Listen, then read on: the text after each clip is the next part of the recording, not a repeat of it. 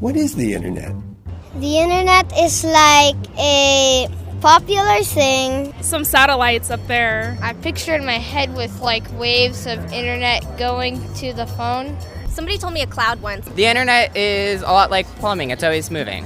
Most people don't have any idea where the internet came from, and it doesn't matter. They don't need to. It's sort of like asking who invented the ballpoint pen or the flush toilet or, the zipper. These are all things we just use every day, and we don't even think about the fact that one day somebody invented them. So the internet is just like that. Many, many years ago, in the early 1970s, my partner Bob Kahn and I began working on the design of what we now call the internet.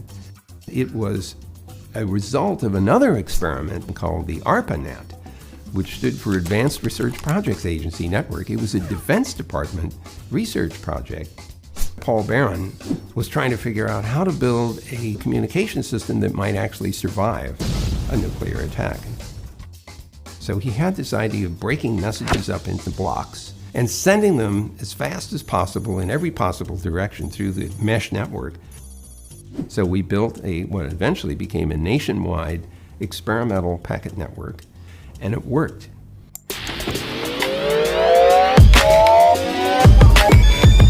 Is anybody in charge of the internet? The government controls it.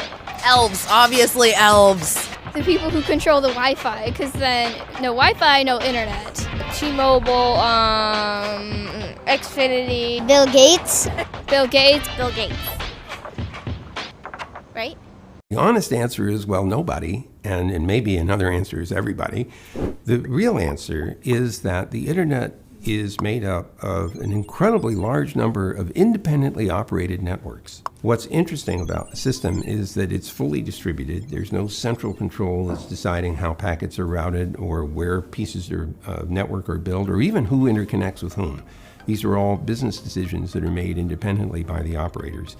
They are all motivated to assure that there is end-to-end connectivity of every part of the network, because the utility of the net is that any device can communicate with any other device, just like you want to be able to make phone calls to any other telephone in the world.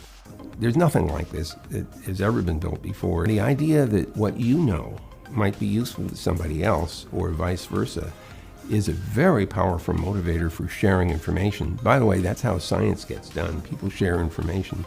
So this is an opportunity for people to think up new applications, maybe program them as apps on a mobile phone, maybe become part of the continued growth of the infrastructure of the network to bring it to people that don't have access to it yet, or just make use of it on a day-to-day basis. You can't escape from contact with the internet, so why not get to know it and use it?